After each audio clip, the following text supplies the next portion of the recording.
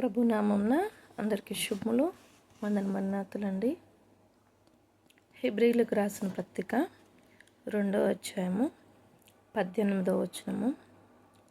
తాను శోధింపబడి శ్రమ పొందెను కనుక శోధింపబడు వారికి సహాయము చేయగలవాడై ఉన్నాడు. ఎలాగనంట, ఆయన శోధింపబడి శ్రమ పొందెను అంటే మనము ఇప్పుడు అనుభవిస్తున్న విశ్వాసులమైన మనము అనుభవిస్తున్న శ్రమలే కానివ్వండి, శోధనలే కానివ్వండి, ఎదుర్కొంటున్న సమస్యలే కానివ్వండి, ఆయన మనకంటే ముందుగా, మనకంటే ఎన్నో రెట్లు ఎక్కువగా ఆయన అర్హతను పొంది ఆయన అర్హతను బట్టి ఆయన శ్రమపడి శోధింపబడు వారికి సహాయము చేయగలవాడై ఉన్నాడు. ఉదాహరణకు చెప్తానండి, నేను చాలాసార్లు అనుకునేదాన్ని, నువ్వు సిలువ చాలా ఈజీగా మోసేసావయ్యా, ఎందుకనంటే నువ్వు ఒక్కసారే అనుభవించావు ఆ బాధను. మేము మా లైఫ్లో, మా జీవితంలో మేము ఎన్నో బాధలు ఎదుర్కొంటున్నాం, ఎన్నో శోధనలు ఎదుర్కొంటున్నాం, మేము భరించలేకపోతున్నాం. నువ్వు ఒక్కసారే మోసావు, భరించావు, చనిపోయావు, అయిపోయింది అని నేను చాలా సునాయాసంగా తీసేసేదానిలా ఉన్నానండి ఒకప్పుడు నా ఆలోచన. అయితే నిన్న ఉదాహరణకు నిన్నటి దినాన బండి మీద, స్కూటీ మీద వెళ్ళొస్తున్నాను. వచ్చేటప్పుడు నేను స్కిడ్ అయ్యి కింద పడ్డప్పుడు ఆ బండి నా కాలు మీద పడింది. మరి బోన్ ఏమన్నా ఫ్రాక్చర్ అయిందో లేదో, చిన్న గాయము, ఒత్తిడికి గురైందో నాకు తెలియదు. కానీ నేను ఇంకా హాస్పిటల్కి వెళ్ళలేదు, పాసిబిలిటీ అవ్వక. అయితే ఆ నొప్పిని భరించలేక నేను అల్లాడిపోయాను. నాకు నోటి వెంట మాట కూడా రాలేదు. చాలా బాధ, వేదన, ఇరిటేషన్, చిరాకు, నొప్పితో చాలా సఫర్ అయ్యాను.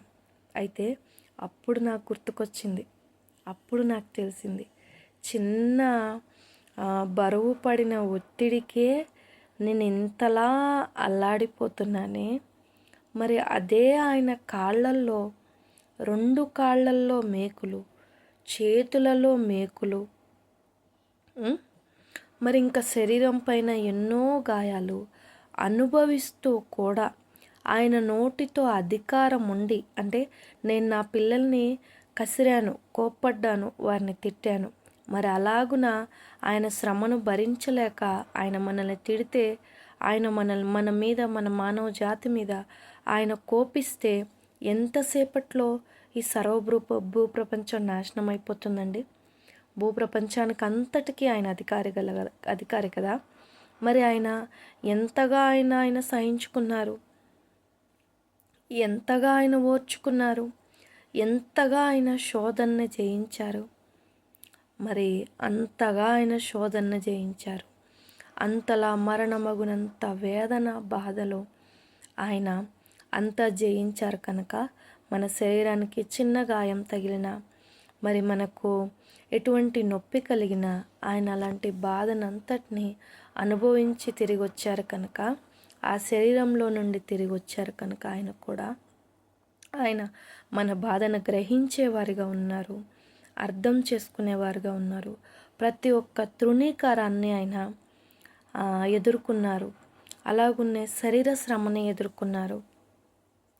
ప్రతి ఒక్క విషయంలో మనం ఆత్మీయంగా చూసినట్లయితే, విశ్వాసంలోనూ, సువార్తలోనూ, అన్ని విషయాల్లోనూ ఆయన శోధనను అనుభవించి శ్రమ పొందిన గనుక మనకు ఆయన సహాయం చేసేవారిగా ఉన్నారు.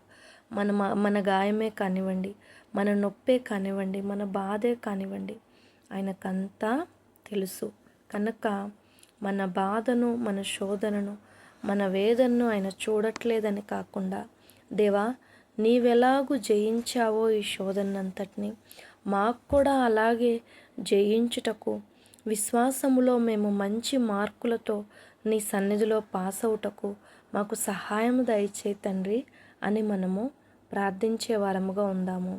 దేవుని సహాయముతో మనం ప్రతి ఒక్క శోధనను, భయాన్ని జయించి, ప్రతి ఒక్క సమస్యను ఎదిరించి ఆయన చేయి పట్టుకొని మన జీవితంలో మనము ముందుకు నడుద్దాము. కనుక మరి నాకు సిలువ శ్రమ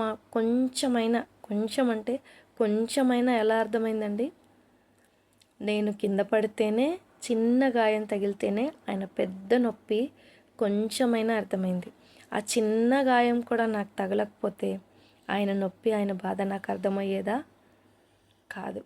అలాగున్నే దేవుడు మనకు శ్రమ పెట్టినప్పుడు మనము దాన్ని అర్థం చేసుకొని అందులో నుండి నన్ను ఎందుకు పడేసావు తండ్రి, నేను నీకు ఉదయం ప్రార్థన చేస్తున్నాను, సాయంత్రం ప్రార్థన చేస్తున్నాను, అలా చేస్తున్నాను, ఇలా చేస్తున్నాను, నన్ను ఎందుకు పడేసావు అని మనం నిలదీయడం కాదు, కానీ దేవుడు మనతో మాట్లాడాలని, ఆయన శ్రమలో మనకి ఏదో తెలియచెప్పాలనుకుంటున్నారని మనము గ్రహించి మనము నేర్చుకోవాల్సింది, తెలుసుకోవాల్సింది ఉందని భావించి మన విశ్వాస జీవితంలో మనము ముందుకు వెళ్ళాలి, ఇంకా బలపడాలి.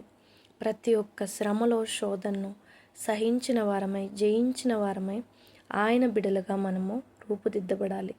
అటువంటి ధన్యతా భాగ్యము ఆయన బిడ్డలైన మనకందరికీ ప్రభు దయచేయునుగాక. Amen. Praise the Lord. May God bless you all.